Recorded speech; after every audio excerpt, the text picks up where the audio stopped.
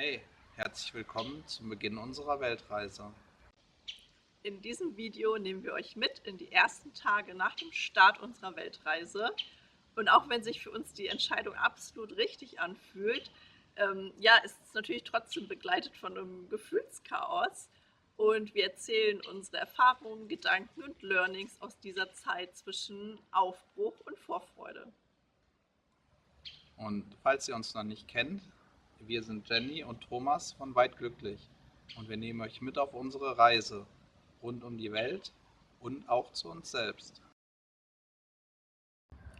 Was mir bis heute ganz stark in Erinnerung geblieben ist, ist diese Situation auf dem Schiff, wo wir dann wirklich von Deutschland abgelegt haben, losgefahren sind. Das war der Moment, wo ich dachte, wow, jetzt geht's wirklich los. Ich habe mich so frei gefühlt. Es war richtig schön, dieses Gefühl. Und es hat mir auch total gut getan, da diesen Raum und diesen Moment einfach so zu genießen und mir diesen Raum zu nehmen. Ähm, Einfach zu realisieren, was passiert hier jetzt gerade. Und noch was ist mir klar geworden, als ich oben mit Thomas am Deck stand und auf die dunkle Ostsee geguckt habe. Man hat ja eigentlich gar nicht viel gesehen, außer die Lichter von Travemünde, die immer kleiner geworden sind. Zu realisieren, krass, wir haben es gemacht. Und ja, daher auch mein Learning. Ja, du musst es einfach nur machen. Das kam mir plötzlich so in den Sinn. Und ich dachte, krass, wie sind wir jetzt hier hingekommen? Wir haben alles verkauft, irgendwie alles hinter uns gelassen und stehen jetzt wirklich hier mit unseren 2 Backpacks. Ja, man muss es einfach machen. Also natürlich ist es nicht einfach. Ich hoffe, ihr wisst, wie ich das meine. Natürlich gehört da Vorbereitung dazu und Arbeit dazu, aber trotzdem so diese Macht, die wir haben, also dass wir nicht so uns von den Sorgen, Ängsten, Gedanken leiten lassen. Das darf alles da sein, ihr dürft es alles hören und fühlen, aber lasst euch nicht davon steuern, sondern ja, geht los für euren Traum. Das Thema Fährfahrt. Ich kann nur sagen, ich habe es so abgefeiert, dass wir diese Entscheidung getroffen haben und ich bin eigentlich nicht der Typ, der so für wahnsinnig lange Anreisen zu haben ist, weil ich dann doch eher eher unruhig werde und möchte wieder raus, möchte irgendwas machen. Und genau das war aber in diesem Moment einfach perfekt. Ich weiß gar nicht mehr, es waren 30 oder 35 Stunden, die wir mit der Fähre von Travemünde nach Helsinki gefahren sind. Es war einfach so richtig, dass wir uns für diese Form des Einstiegs entschieden haben und hat es mir auch ermöglicht, überhaupt, ja, vielleicht einen ersten Ankommensschritt in diese Weltreise zu machen. Dafür war das echt Gold wert. Weil ehrlich gesagt hätte ich nach den ganzen Tagen im Vorfeld oder nach den Wochen da auch mit, weiß nicht, letzte Arbeitstage nochmal relativ intensiv, dann die Verabschiedung von Familie und Freunden, die Wohnung auflösen, am letzten Tag noch abmelden und da war so viel in mir los, dass ich gar nicht die Kapazität gehabt hätte, zum Flughafen zu fahren und dann, weiß nicht, 5, 6, 7 Stunden zu fliegen und in irgendeiner Metropole auszusteigen. Weil, ja, mein System hätte das überhaupt nicht aufnehmen können. Und daher kann ich nur sagen, so als Learning, nimm dir Zeit. Richtig gut getan auf dem Schiff hat mir das Umfeld. Ich glaube, heute ist mir das ganz anders bewusst als damals, aber warum es mir gut getan hat, war, weil da plötzlich andere Leute waren, die uns verstanden haben, die ähnliche Träume hatten, die auch von zu Hause losgefahren sind, um die Welt zu entdecken. Und ich habe mich plötzlich so verstanden gefühlt. Also in Hamburg war es schon oft so, dass die Leute eher vielleicht skeptisch waren, gar nicht mal negativ, aber irgendwie immer skeptisch, ja, warum macht ihr das und wie lange und wann kommt ihr denn wieder und was dann alles schief gehen kann. Also es waren viele Sorgen und Ängste dabei und auf diesem Schiff haben wir, glaube ich, mit 4 anderen Reisenden ganz lange zusammengesessen und gesprochen und ja, also die haben überhaupt nicht das komisch gefunden oder so, dass wir auf Weltreise gehen. Ja, klar, natürlich geht ihr auf Weltreise und natürlich ist es unbegrenzt und natürlich wisst ihr nicht, wo ihr überall hinfahren möchtet. Das war so, ja, normal in dieser Welt und ja, das hat mir nochmal gezeigt, sucht euch wirklich euer Umfeld. Egal, was ihr vorhabt, was euer Traum ist, es gibt immer Leute, die euch verstehen und die das unterstützen. Also wenn ihr da vielleicht in so einem Umfeld seid, die euch eher so ja, runterziehen oder wo viel Ängste sind, viel Kritik ist, dann ja, macht euch wirklich auf die Suche. Es lohnt sich so sehr. Habt Leute um euch rum, die euch unterstützen, die für euch da sind und die euch sagen, dass es cool ist, wenn ihr eure Träume lebt. Herzlich willkommen in Helsinki. Im Namen des Kapitäns sowie der gesamten Besatzung danken wir Ihnen nochmals und freuen uns, Sie bald wieder an Bord begrüßen zu dürfen. Ja, unsere erste Übernachtung in Helsinki war in einem kleinen, gemütlichen Hostel.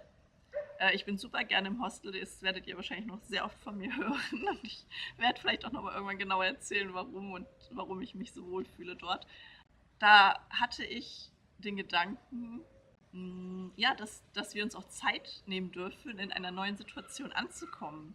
Also es muss nicht so sein, dass du jetzt, wenn du einen neuen Schritt machst, dass du dich jederzeit immer zu 100% wohlfühlst in der Situation. Also natürlich dürfen auch irgendwelche Gedanken da sein und irgendwelche Gefühle, die dir vielleicht was anderes erzählen.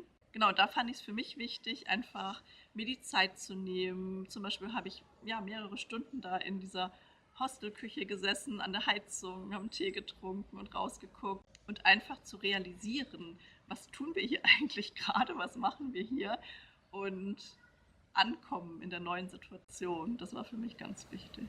Ankommen ist ein gutes Stichwort oder auch die Frage, haben wir überhaupt schon realisiert, dass wir auf Weltreise sind? Und ich kann für mich sagen, zu Beginn, nee, habe ich nicht.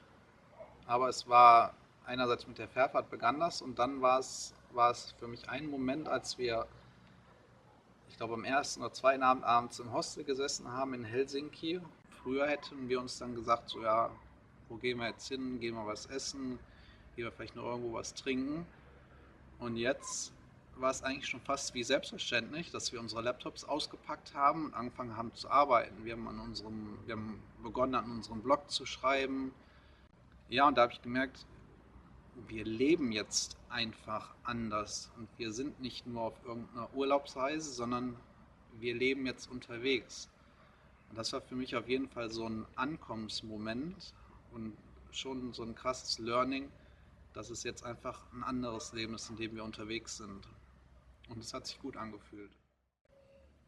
Und passend dazu ist auch, du darfst für dich selber immer entscheiden und definieren, was du für dich gewählt hast.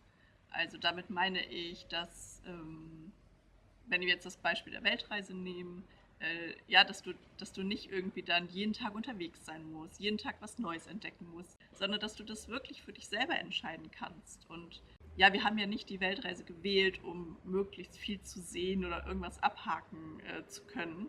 Wenn ihr uns schon länger begleitet, dann wisst ihr das auch. Wenn nicht, könnt ihr gerne mal in unserem Blog vorbeigucken. Der ist unten verlinkt und da findet ihr alle unsere Gedanken zur Weltreise und auch zur Entscheidung. Genau, deswegen definier das einfach für dich. Auch wenn jemand sagt, oh was, du warst auf Weltreise und hast jetzt nicht alle 5 Kontinente in einem Jahr gesehen oder du hast nicht das und das Highlight in der Stadt gesehen. Ja, egal, es ist deine Weltreise, mach es so, dass es für dich passt und dass du glücklich damit bist.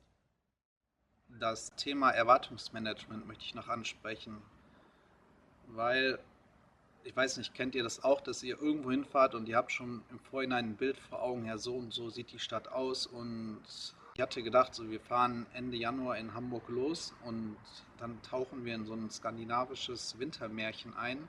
Ja, und dann kommen wir dann und sind, glaube ich, 2, 3 Grad und grauer Himmel, teilweise Regen. Das hat natürlich meine Erwartungen, die ich im Vorfeld hatte, ja, ein bisschen enttäuscht. Andersrum wieder war es aber auch so, dass für mich Helsinki zwar irgendwie der Start der Weltreise ist, aber irgendwie auch nicht, weil unser erstes großes Ziel, und das kommt dann im nächsten Video, ist halt Russland. Und da war Helsinki für mich eher so, okay, das ist halt der perfekte Ort, um mit der Fähre den ersten Zwischenstopp zu haben und dann von da aus mit dem Zug nach Russland weiterzureisen. Von dem her hatte ich eigentlich wenig Erwartungen und andererseits aber die eine Erwartung, dass alles irgendwie verschneit ist. Das ist auf jeden Fall so ein Learning, das Erwartungsmanagement vielleicht auch einfach mal bewusst runterzuschrauben und sich einzulassen auf das, was kommt. Und das bedeutet für mich jetzt auch nicht, dass ich nicht sagen kann, ach, ich möchte mir jetzt hier die Uspensky-Kathedrale oder den Dom von Helsinki deswegen nicht angucken, aber vielleicht auch dann irgendwann Cuts machen und sagen, ja, und ansonsten lasse ich auch einfach mal die Stadt auf mich wirken. Was mich richtig berührt hat in Helsinki, in der Oodi-Bibliothek, die ist richtig schön, finde ich, dass da das Thema Gleichberechtigung und ja, Familie so super toll integriert ist, einfach in diesen Bibliotheksablauf oder wie will man das nennen. Also man kommt rein und man hat direkt so Parkplätze für Kinderwägen. Es gibt ganz selbstverständlich Kindertoiletten, Familientoiletten, eine Leseecke für die Kleinen, wo die auch selber so eine Bibliothek haben, mit Sesseln, mit Sitzecke, Kuschelecke, Spielsachen. Und es ist auch ganz normal, dass die Kleinen da sind und spielen und die dürfen auch laut sein. Und ja, wenn andere dann wirklich Ruhe brauchen, dafür gibt es extra so kleine Räume, die man dann benutzen kann. Ja, fand ich so cool. Ich glaube, ich habe es noch nirgendwo auf der Welt so konsequent und umfassend gesehen. Und ja, obwohl das ja jetzt in dem Moment gar kein Thema in unserem Leben war, hat es mich irgendwie total gerührt. Und das wollte ich jetzt gerne noch teilen. Danke, Finnland. Wenn euch das Video gefallen hat, dann lasst doch gerne ein Like oder einen Kommentar da und abonniert unseren Kanal. Danke und bis zum nächsten Mal. Tschüss.